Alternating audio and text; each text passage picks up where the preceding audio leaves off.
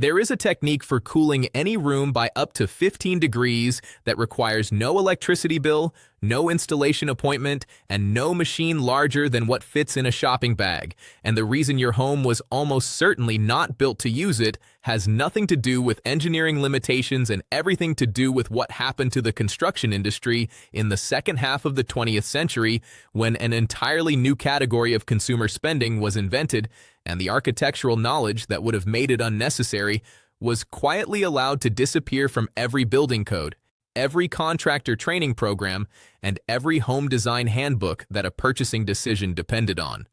The physics behind this technique are not new. They are not experimental. They were understood well enough 3,000 years ago that the engineers who designed the royal residences of ancient Egypt built their cooling principles directly into the walls, the ceiling heights, and the placement of every opening in structures that kept their interiors tolerable through summers in one of the hottest inhabited landscapes on Earth. And they are understood well enough today that a published study from one of the most respected building science laboratories in the United States has documented indoor temperature reductions of up to 22 degrees Fahrenheit using nothing more sophisticated than a correctly placed fan and the physics of how heat moves through solid materials at night. What you are about to learn is not a life hack. It is a recovery of engineering knowledge that a trillion-dollar industry needed you to forget. And the trail of evidence showing exactly how that forgetting was engineered is one of the most revealing stories in the history of modern consumer culture. But the physics come first, because without understanding why this works, the technique is just a tip.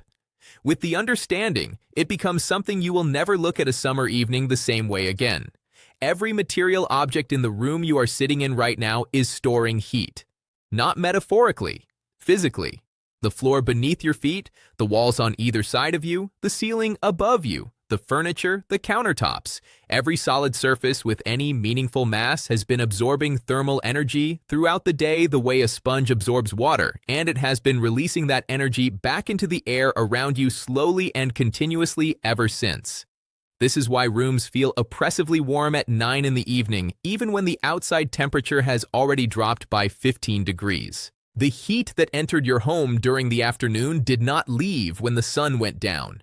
It went into the walls, it went into the floor, and it has been radiating back out of those surfaces into your living space for hours.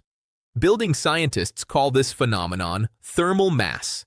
And the key insight that the ancient world understood and the modern construction industry abandoned is that thermal mass can work in either direction. The same walls that store heat during a hot day can store coolness during a cool night, provided you give the heat inside them somewhere to go.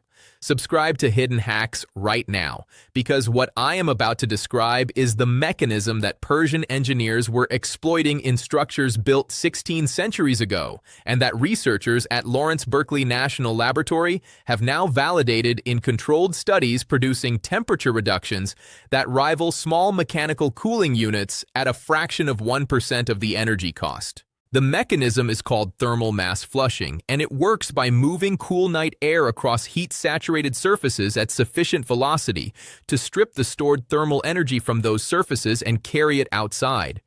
The instrument for doing this is a standard box fan available at any hardware store for between $4 and $12. The configuration is specific and the specificity matters enormously because the difference between a fan pointed inward and a fan pointed outward in the same window is the difference between a technique that works and a technique that wastes your time. When a fan blows inward through a window, it creates a turbulent cone of moving air that disperses rapidly after entering the room, leaving dead zones in corners and along walls where hot air stagnates undisturbed. When a fan blows outward through a window with a second window open on the opposite side of the home, it creates a zone of negative pressure inside the room that draws outside air in evenly through every gap and opening, pulling it across every surface, every piece of furniture, every square foot of wall and floor in a continuous sweep that strips heat from each surface it contacts and carries it toward the exhaust. Research from the National Renewable Energy Laboratory confirmed that the exhaust configuration produces between 20 and 40% more total air exchange than the intake configuration in standard residential room geometry. The reason is physics, not engineering preference. Negative pressure distributes itself uniformly through a space in a way that a single pressurized jet of incoming air cannot replicate. And that uniform distribution is what makes thermal mass flushing work, because the technique depends on moving air contacting every heat-saturated surface in the room, not just the surfaces in the direct path of an inward-pointing fan. And this is where things get controversial, because the science that explains this has been available in published form for decades, validated by institutions with no financial stake in box fan sales, and yet it has never once appeared in a mainstream home improvement television segment or any piece of consumer advice produced by any organization whose advertising revenue depended on the air conditioning industry. That absence requires an explanation. The explanation starts in 1902. Willis Carrier's invention of the modern vapor compression air conditioning system was a genuine engineering achievement, but its cultural and architectural consequences were far more significant than its mechanical ones. Before mechanical cooling became commercially available, every building in the United States was designed with the assumption that occupants would manage their thermal environment through passive means. Architects oriented buildings to capture prevailing summer breezes. They placed windows on opposite walls to create through flow. They designed transoms above interior doors to allow air to move between rooms. They used deep roof overhangs to shade windows from direct sun while preserving airflow. The shotgun houses of New Orleans were thermal engineering solutions. The dog trot houses of the rural American South were thermal engineering solutions. The wind catchers of the ancient Persian and Arabian world, some of which are still standing and still functional today, were thermal engineering solutions of extraordinary sophistication that could cool underground water cisterns to near-freezing temperatures in desert environments using nothing but convection and evaporation. Like this video, if you have never been told that the buildings your civilization spent 3,000 years learning to design were abandoned in less than 50 years because it was cheaper to pour a concrete box and bolt a machine to the wall. Because that is precisely what happened. By the 1960s, the combination of cheap electricity, mass-produced cooling equipment, and a construction industry that had discovered it could build homes faster without worrying about window placement or airflow geometry had effectively erased climate-responsive design from standard architectural practice. A study published in the journal Energy and Buildings documented that the average number of operable windows in American homes dropped by more than 40% between 1960 and 2010. Modern tract homes are routinely built with floor plans that make cross-ventilation geometrically impossible, with windows that do not open on opposite walls and interior layouts that block airflow paths entirely. The people who made those decisions were not acting maliciously. They were responding to economic incentives that made sealed, mechanically cooled buildings the rational commercial choice. But the outcome for the people living in those buildings has been complete dependency on energy-intensive mechanical systems for a comfort condition that passive physics could address at a fraction of the cost. The numbers framing this dependency are not abstractions. The International Energy Agency reported in 2023 that air conditioning currently accounts for roughly 10% of all global electricity consumption. The refrigerant chemicals circulating through those systems include compounds with global warming potentials thousands of times greater than carbon dioxide. The same agency projected that the worldwide stock of air conditioning units would increase from approximately 2 billion to nearly 6 billion by 2050, a trajectory that poses grid stability challenges in developing nations simultaneously experiencing the most severe heat stress from a changing climate. And this is where the mystery deepens, because the populations most exposed to that heat stress are the same populations least able to afford the mechanical cooling that the abandonment of passive design made necessary. This is not a comfort story. It is a systems failure story. And the system that failed was not the physics of cross-ventilation. That physics is still working perfectly in every building on Earth designed to use it.